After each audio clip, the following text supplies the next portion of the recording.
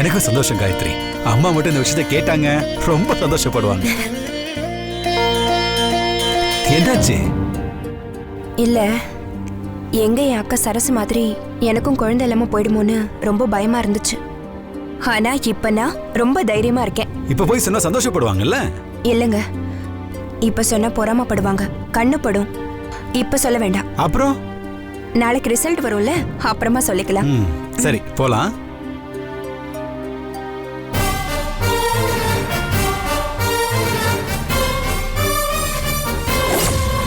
என்னங்க பாத்துட்டு இருக்கீங்க? இல்ல, ஒரு அபூர்வமான காதல் ஜோடி உனக்கு காட்டலாம் நினைச்சேன். பட்சி பறந்துடுச்சு. யாரது? நேரம் வரும்போது சொல்றேன். போலாம், வா.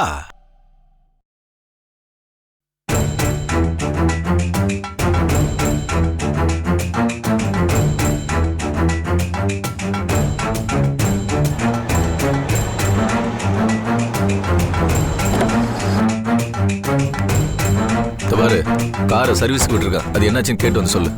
Okay sir. நீ ஏண்டி வெளியே நிக்கிற? உனக்கு எத்தனை தடவை நான் சொல்லிருக்கேன், வீடு வேற ஆபீஸ் வேறன்னு. ஆபீஸ் வேலையை வீட்டுல செய்யக்கூடாது, வீட்டு வேலையை ஆபீஸ்ல செய்யக்கூடாது. சும்மா நிறுத்துறி. நான் ஆபீஸ் வேலையை ஆபீஸ்ல தான் செய்யறேன், வீட்டு வேலையை வீட்டுல தான் செய்யறேன். எங்கடா செய்யற? யாரோ உன்னோட புது பிசினஸ் பார்ட்னர் ஒருத்தர் வீட்டுக்குள்ள உட்காந்துருக்காரு, பேசிட்டு இருக்காரு பாரு. என்னது, பிசினஸ் பார்ட்னரா? எனக்கு யாரும் அப்படி கிடையாதுடி.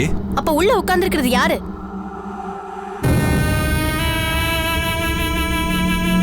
மேடம், உங்க ஹஸ்பண்ட் ராஜா இப்ப ஜெயில தானே இருக்காரு? உங்களுக்கு எப்படி தெரியும்? மாதவன் சொல்லிட்டு இருந்தாப்ல, ஒரு நல்ல வக்கீல் வைக்கணும், அவரை ஜாமீன்ல வெளியில எடுக்கணும்னு நானும் அவரும் டிஸ்கஸ் பண்ணிக்கிட்டு இருந்தோம் இந்த விஷயமா.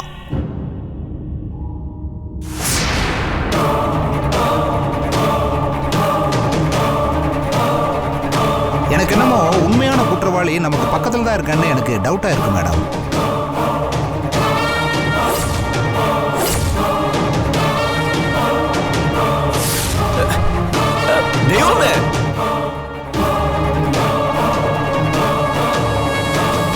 வாங்க மாதவன் சார்.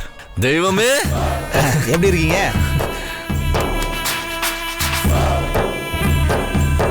என்ன சொல்லாம கொள்ளாம வீட்டு பக்கம் வந்திருக்கீங்க? அர்ஜென்ட்டா ஒரு பிசினஸ் மேட்ரு, ஆபீஸுக்கு போனேன், உங்களை காணல. அதான் வீட்டில் இருப்பீங்கன்னு நினைச்சு இங்க வந்தேன். ஓ, நீங்க வீட்டுக்கு வந்தது எனக்கு ரொம்ப சந்தோஷம் சார். தெரியும், என்னை பார்த்ததும் நீங்க ரொம்ப சந்தோஷப்படுவீங்கன்னு எனக்கு நல்லாவே தெரியும். நான் வீட்டுக்கு வந்தது நல்லதா போச்சு. அம்மா கிட்டையும் சிஸ்டர் கிட்டையும் பேசிக்கிட்டு இருந்தேன், ஆறுதலா 4 வார்த்தை சொன்னேன். எனக்கு என்ன தோணுதுன்னா, ராஜா இந்த கொலையை செஞ்சிருக்க மாட்டாருன்னு தான் தோணுது. நம்ம இந்த பர்சனல் மேட்டர் எல்லாம் பேசுறதை விட்டுட்டு பிசினஸ் விஷயத்தை மட்டும் பேசலாமே. எனக்கு இப்போ அதான் பெட்டர்னு தோணுது. வாங்க உள்ள போய் பேசலாம். ஓகே மாதவா, நீங்க இங்கேயே பேசுங்கப்பா. எதுக்கு உள்ள எல்லாம் போயிட்டு, நாங்க உள்ள போறோம். ஐயோ வேணாமா, நீங்க எல்லாரும் இங்கே இருங்க. நாங்க சீக்கிரட்டா பிசினஸ் டீலிங் பேசணும். நாங்க உள்ள போய் பேசிக்கிறோம். வாங்க வாங்க உட்காருங்க. ஏண்டா பொறுக்கி பயல, என் வீட்டுல பொறுக்கி தின்ன வந்துட்டியா? உன்னை இங்க கொண்டு புதைக்கிறேன்டா. இப்படித்தான் ஆகாஷ கொலை பண்ணியா மாதவா? உன்னையும் அதே மாதிரி தான் கொலை பண்ண போறேன். இத பாரு, என்ன கொலை பண்ணா பாடி உன்னால மறைக்க முடியாது. உன் வீட்டுல கண்டுபிடிச்சிருவாங்க. அதை நான் பாத்துக்கிறேன்னு சொல்லி தப்பிப்பேன். அது மட்டும் இல்ல, வரும்போது நான் காணலைனாலும் எனக்கு ஏதாவது ஒன்று ஆனாலும் அதுக்கு நீதான் காரணம்னு போலீஸ்ல வாக்குமூலம் கொடுத்து எழுதி ஏற்பாடு பண்ணிட்டு வந்திருக்கேன். போடா.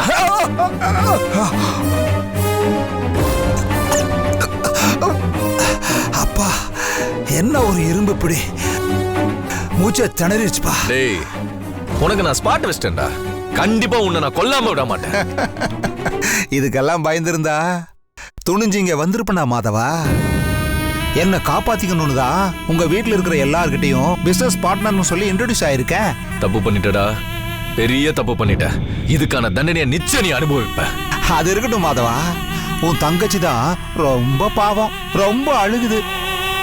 பொதுவா பொம்பளைங்க அழுதாலே எனக்கு ஆகாது. உன் தங்கச்சி அழுதுதை பார்த்து உண்மையை சொல்லிடலான்னு தான் இருந்தேன். நுனி நாக்கு வரைக்கும் வந்துருச்சு. எந்த உண்மையா?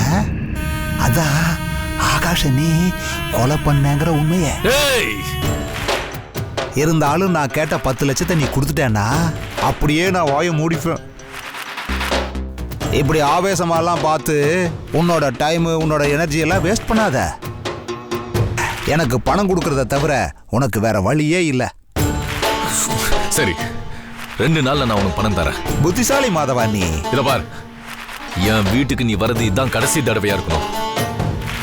இதுக்கு மேல இன்னொரு தடவை என் வீட்டு வாசல காலை வச்ச அது உனக்கு கடைசி நாளா இருக்கும். அது உன் கையில தான் இருக்குப்பா. நீ நடந்துக்கிற விதத்துல தான் இருக்கு. சரி, இப்ப முதல்ல இடத்த காலி பண்ணு. 2 நாள் 48 மணி நேரம். சரிதான், போடா. டேய் இருடா.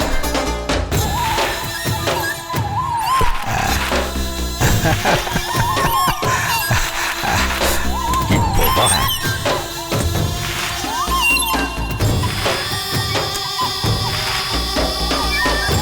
மாதவன் சார், நீங்க உள்ள பேசின டீலிங் எனக்கு ரொம்ப பிடிச்சிருக்கு. சரிங்க, அப்போ கிளம்பலாமே. இன்னும் 2 நாள்ல நீங்க சொன்ன டாக்குமெண்ட்ஸ் எல்லாம் ரெடி பண்ணி கொடுத்துருங்க. வரட்டுமா? வரேங்க. அம்மா வரேன். சிஸ்டர், ஒன்றும் கவலைப்படாதீங்க, நல்லதே நடக்கும். வரேன் மாதவன்.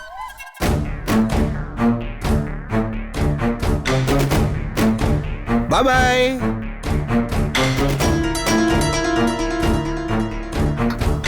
என்ன மாதவா, பிசினஸ் பார்ட்னர்னு சொல்ற?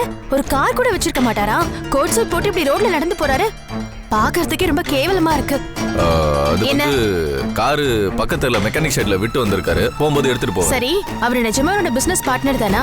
பார்த்தா அப்படி தெரியலையே. ஏய், சும்மா தொண என்கிட்ட வாங்கி கட்டிக்காம இருக்க மாட்டியா? வேலையை பாரு. ஏய் நில்லுங்க, நான் பேசிக்கிட்டே இருக்கேன், நீங்க பாட்டுக்கு போயிட்டே இருந்தா என்ன அர்த்தம்? ஏய், இப்போ என்ன தாண்டி உன் பிரச்சனை? எதுக்கு கண்டவனையும் பெட்ரூம்ல கூட்டிட்டு போய் பேசிட்டு இருக்கீங்க? அது நம்ம பர்சனல் இடம். உங்களே என்னைய தவிர உள்ள யாரும் போக கூடாதுன்னு உங்களுக்கு தெரியல. என்னையா இன்னைக்கு கதவை தட்டிட்டு வாமான்னு சொன்னேன், இன்னைக்கு யாரையா உள்ள கூட்டிட்டு போய் பேசுற?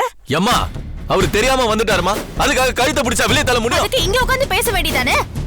அதத்தானே நானும் அப்பவே சொன்னேன். எப்பா சாமி, போதும். தெரியாம நடந்து போச்சு, அதுக்காக ஆளுக்கு போட்டு என்ன தாளிக்காதீங்க.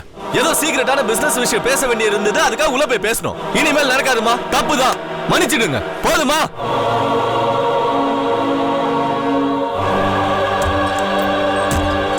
அத்த, இவர் வர வர கொஞ்சம் கூட சரியே இல்ல அத்த. உன்ன பெட்ரூமுக்கு போய் கதவை சாத்திட்டு லாக் பண்ணிக்கிறாரு. நானும் பாத்துக்கிட்டு தாமா இருக்கேன். ஏதோ பிசினஸ் அது இதுன்னு போய் சொல்றான். அவனுக்கு ஏதோ பிரச்சனை இருக்குன்னு தோணுது.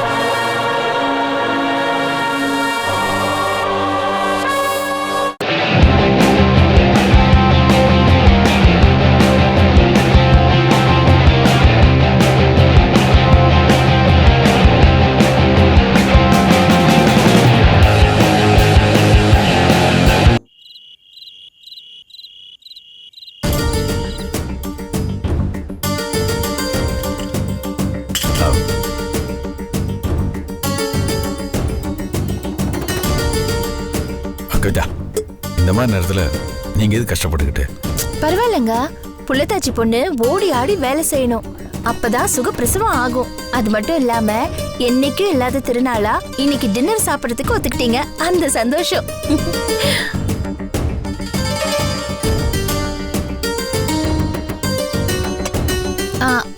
அப்புறம் ஒரு முக்கியமான விஷயம், இனிமே நான் உங்களை சுப்புன்னு சொல்ல மாட்டேன், புருஷா அப்படின்னு தான் கூப்பிடுவேன். உங்களுக்கு ஓகேவா?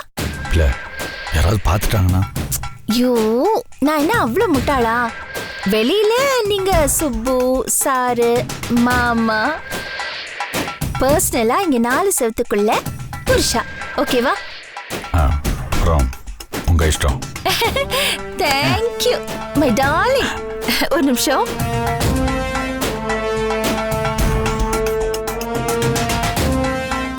நான் என்ன பண்ணிருக்கேன் தெரியுமா டின்னர்? பிரியாணி. ஓஹோ, சரி, உட்காருங்க சாப்பிடலாம். நீங்க தான் எனக்கு ஊட்டி விடணும், எனக்கு ஆசையா இருக்கு. இல்லைன்னா நான் பிரியாணியை தொட மாட்டேன். வேணாம் கவிதா, நீங்களே சாப்பிடுங்களேன். ப்ளீஸ் புருஷா. சரி, முதல்ல உட்காருங்க.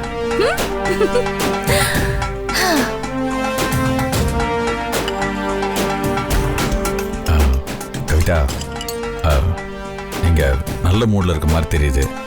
நான் உங்கள்கிட்ட ஒரு முக்கியமான விஷயம் பேசணும். சொல்லுங்க. ராஜாவை நீங்க அரெஸ்ட் பண்ணதுல இப்ப திவ்யாவுக்கு உங்க மேல கொஞ்சம் வருத்தம்.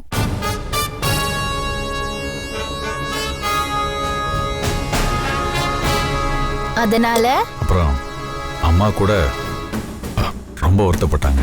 இருக்கட்டும். இல்ல மாதவன் ரேகாவுக்கும் இதுல வருத்தம் இருக்கு. அப்புறம் சரசும் சங்கரும் நம்ம கவிதாவை இப்படி பண்ணா அவ ஏன் இப்படி பண்ணான்னு கேட்டாங்க. ஓஹோ. சுந்தரியத்தை எனக்கு ஃபோன் பண்ணி சொன்னாங்க. அவங்க வந்து காலில் விழுந்து கெஞ்சியும் கூட அவனை தூக்கில் ஏற்றிய திருவன் அடம் பிடிச்சிங்களாமே.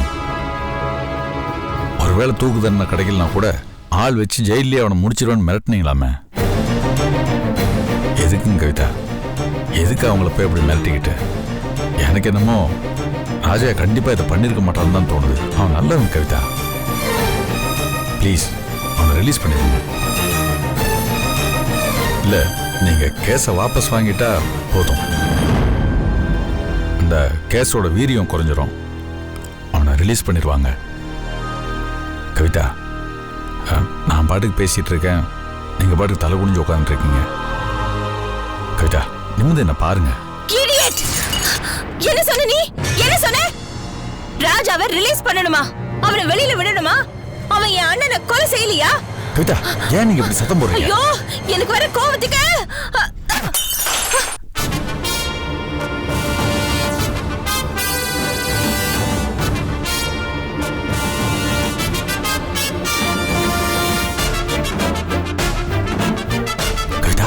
நான் ராஜாவை விடணுமா? அவன் நிரபராதியா? என் அண்ணனை கொன்னதுக்கு யார் பதில் சொல்றது? நீங்க பதில் சொல்றீங்களா? சரி, அதுக்காக இப்படி என் அண்ணனை அநியாயமா கொன்னிருக்கா, அவனுக்கு வக்காலத்து வாங்குறீங்களா?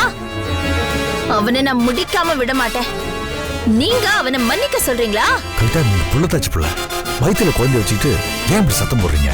நீங்களே இப்படி சொல்லிட்டீங்கல்ல, இந்த அனாதைக்கு யார் இருக்கா? நான் செத்து போயிடுறேன். என் அண்ணனும் போயிட்டான். உங்களை காதலிச்சதுக்கு நீங்க அந்த ராஜா உயிரை கூலியா கேக்குறீங்களா? அப்போ நீங்க எனக்காக இல்லையா? என் வேதனை உங்களுக்கு பெருசா தெரியலையா? என் இழப்பு உங்களுக்கு ஒரு இழப்பா தெரியல? உங்களை போய் நம்பணும் பாரு. கவிதா, ஏன் இப்படி பைத்தியக்காரத்தனம் பண்றீங்க? ராத்திரி பகலா என் அண்ணனோட சாவுக்கு நான் அழுதுகிட்டு இருக்கேன். நீங்க அந்த கொலைகார பாவியை விட சொல்றீங்களா? உயிரை வாங்கி தர முடியுமா உங்களால? நான் அவனை ஜாமீன்ல விடக்கூடாதுன்னு எவ்வளவு கஷ்டப்பட்டு கேஸ் ஸ்ட்ராங் பண்ணி வச்சிருக்கேன். ஏன் கிட்டே அவனை விட சொல்றீங்களா? ஏதோ நான் தெரியாம சொல்லிட்டேன். உங்க இழப்பு பெருசுதான், அது ஈடு செய்ய முடியாதுதான். உங்க மனசு புரியாம பேசுனதுக்கு என்ன மன்னிச்சிருங்க. நீங்க தான் என் உலகம், நீங்க தான் எனக்கு எல்லாமேன்னு என் மனசுல உங்களை சுமந்துகிட்டு இருக்கேன். உங்க மேல இருக்கிற நம்பிக்கையில உங்க குழந்தைய என் வயித்துல சுமந்துகிட்டு இருக்கேன். நீங்களே இப்படி ஒரு வார்த்தையை சொல்லிட்டீங்கல்ல, எப்படி உங்களால அப்படி சொல்ல முடிஞ்சது? இல்லைங்க கவிதா, திவ்யா உங்க ஃப்ரெண்டு தான், அவ வாழ்க்கை பாதிச்சிடக்கூடாதுன்னு தான். அதான் ராஜாவை டைவர்ஸ் பண்ண போறாளே, அப்புறம் என்ன? ஏன் நீங்க அப்படி ஒரு வார்த்தையை சொன்னீங்க? அப்போ நீங்க எனக்காக இல்லையா? எனக்காக பேச மாட்டீங்களா? என் நினைப்பு உங்க மனசுலயே இல்லையா? சரிங்க, இனிமே நான் அப்படி பேசல, என்ன மன்னிச்சிருங்க. நானே என் லைஃப பத்தி ஒரு முடிவுக்கு வர வேண்டிய கட்டாயத்துல இருக்கேன். நான் ஒரு கவர்மெண்ட் எம்ப்ளாயி. கல்யாணம் ஆகாம குழந்தை பெத்துக்கிட்டா அது ஒரு பெரிய குத்தம் ஆயிடும். போலீஸ் வேலையை விட்டுடலான்னு பார்த்தா இப்ப போய் அண்ணன் செத்துட்டான். அவன் சாவுக்கு நான் ஒரு நியாயமான தீர்ப்பு வாங்கணும். அந்த ராஜாவை நான் தூக்குல ஏத்தணும். கல்யாணம் ஆகாம நான் இந்த ஊர்ல இருந்து இந்த குழந்தையை பெத்துக்க முடியுமா? லீவ் போட முடியுமா? வேற ஏதாவது காரணம் சொல்லி லாங் லீவ் போட்டுட்டு தான் நான் இந்த குழந்தையை பெத்துக்கணும். இவ்வளவு பிரச்சனை இருக்கு, நீங்க பேசுறீங்களே இப்படி? சரிங்க கவிதா, நான் பேசல, விடுங்க. இப்போ நம்ம உடனே கல்யாணம் பண்ணிக்கணும். ஊருக்கு தெரியற மாதிரி இல்லைன்னா கூட ஏதாவது ஒரு கோயில்ல வச்சு எனக்கு ஒரு தாலி கட்டுங்க.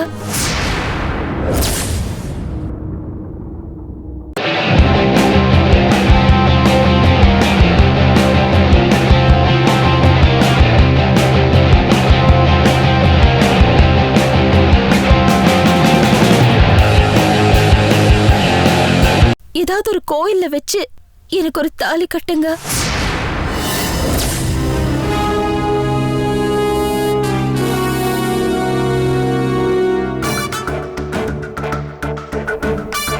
சரி, நம்ம அதை பற்றி அப்புறமா பேசுவோம். முதல்ல சாப்பிடுவோம். கவிதா, நான் தான் சொல்கிறேன் இல்லைங்க, சாப்பிடுவோம். சாரி, நீங்க பிரியாணி சாப்பிட்ற மூடையே கெடுத்துட்டேன். இல்லைங்க கவிதா, நான் தான் உங்கள் மூடை கெடுத்துட்டேன். சாரி புருஷா, எனக்கு பசிக்குது. சாப்பிடலாம். நீங்க தான் ஊட்டி விடுறீங்க. சரி.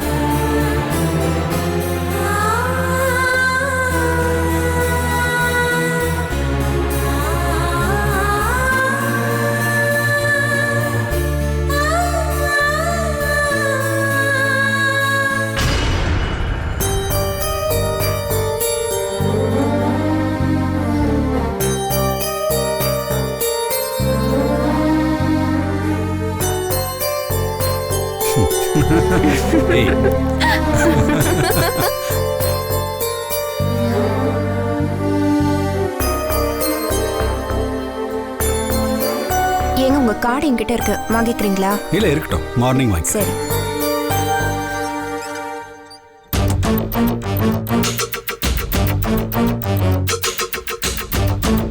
இருட்டுல எப்படி பேய் மாதிரி நிக்கிற பாருங்க.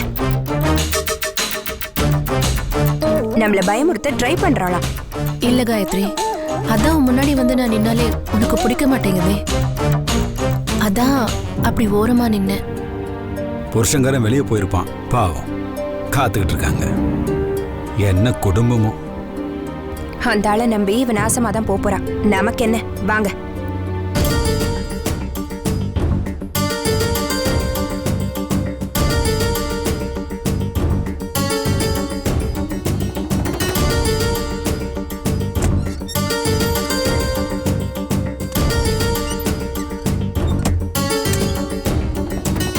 என்னங்க, ஏன் இவ்ளோ லேட்டு?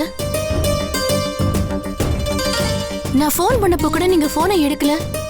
அது போனை சைலண்ட் வச்சிருந்தேன், அதனால கேட்டிருக்காது. ஏங்க என்னாச்சு? ஏன் உங்க முகம் ஒரு மாதிரியா இருக்கு? பாவம் சரசனி, உன் நகையெல்லாம் கழட்டி கொடுத்துட்டு இப்படி மூலியா பார்க்கறதுக்கு என் மனசுக்கு எவ்வளவு கஷ்டமா இருக்கு தெரியுமா? அதை விடுங்க, நகையில என்னங்க இருக்கு? இப்ப அவளும் நகை கடிச்ச திருப்தியில கொஞ்சம் சமாதானமாயி வாய் மூடிட்டு இருக்கா. இல்ல இந்நேரம் பேசி பேசியே நம்ம 2 பேரையும் சாகடிச்சிருப்பா. இதுக்கெல்லாம் கூடி சீக்கிரமே ஒரு முடிவு கட்டுறேன். இங்க வேண்டாங்க, அவகிட்ட இருந்து நகையை வாங்குறேன்னு நீங்க யார்கிட்டயாவது வட்டிக்கு பணத்தை வாங்கி கடைசியில அது ஏதாவது பெரிய பிரச்சனையில முடிய போகுது. இல்ல சரசு, நான் பணத்துக்கு ஏற்பாடு பண்ணிட்டேன். கூடி சீக்கிரமே அந்த பணம் கைக்கு வந்துடும். அவங்க மூஞ்சில வீசி எறிஞ்சிட்டு உன் நகையெல்லாம் வாங்கிடலாம். இல்ல பணம் எங்க? பணத்துக்கு ஏற்பாடு பண்ணிட்டேன்றீங்க, எப்படிங்க? சொன்ன அழமாட்டியே. முதல்ல சொல்லுங்க. நான் விஆர்எஸ் வாங்கிட்டேன்.